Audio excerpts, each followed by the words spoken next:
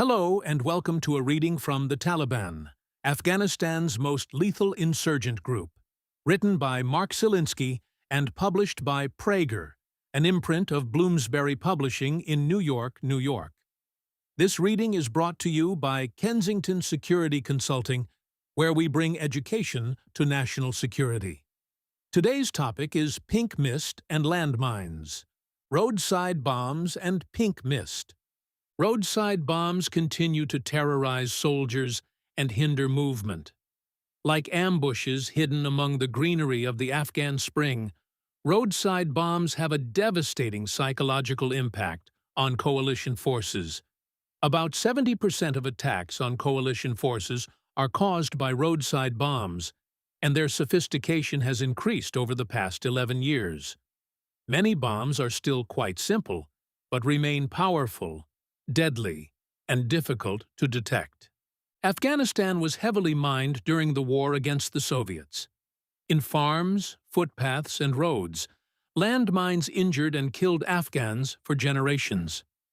The so-called butterfly bomb was the weapon, frequently planted in areas suspected of harboring mujahedin, designed to maim insurgents.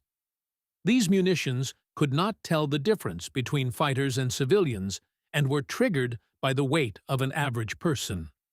Hundreds of thousands of these bombs were dropped by helicopters.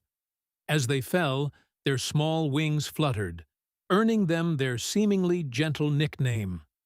The dread of landmines became a dramatic theme for journalists and dramatists. In David Edgar's play, Black Tulips, Soviet soldiers are briefed by a sapper on the profusion and lethality of their own landmines, which were retrieved by the mujahedin and used against Soviet armor resourcefully. The mujahedin would place an anti-personnel mine on top of other mines, and the blast power would destroy armor. The Taliban used this tactic effectively against ISAF forces.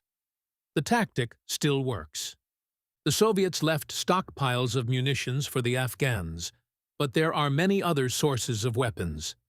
Today, bombs and bomb components pour into Afghanistan from other countries, namely Pakistan, Iran, and China.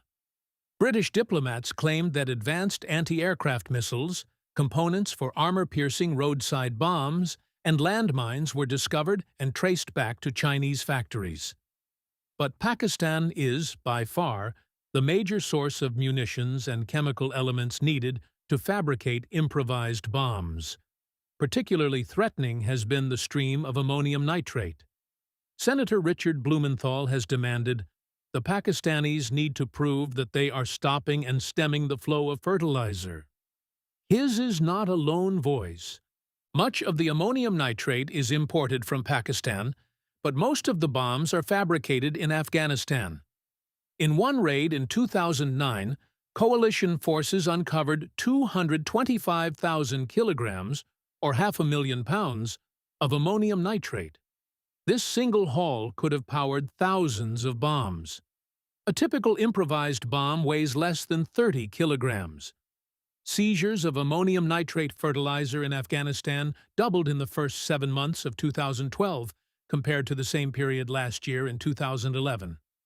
According to a senior U.S. advisor, "We are sweeping ammonium nitrate fertilizer off the battlefield at historic rates, but the bombs are going up at historic rates too, and it is directly related. It is a supply issue." Roadside bombs are very difficult to detect.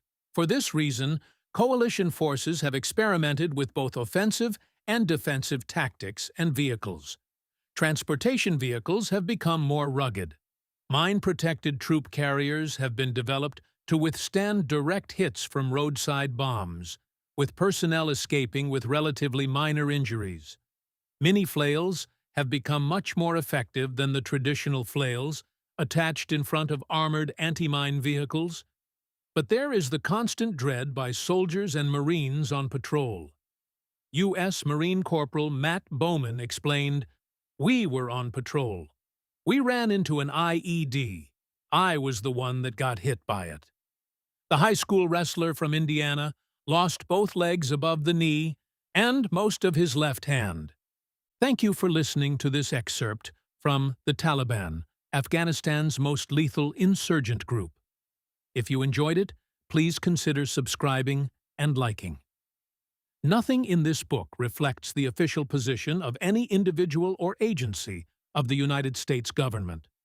On behalf of Kensington Security Consulting, thank you for listening.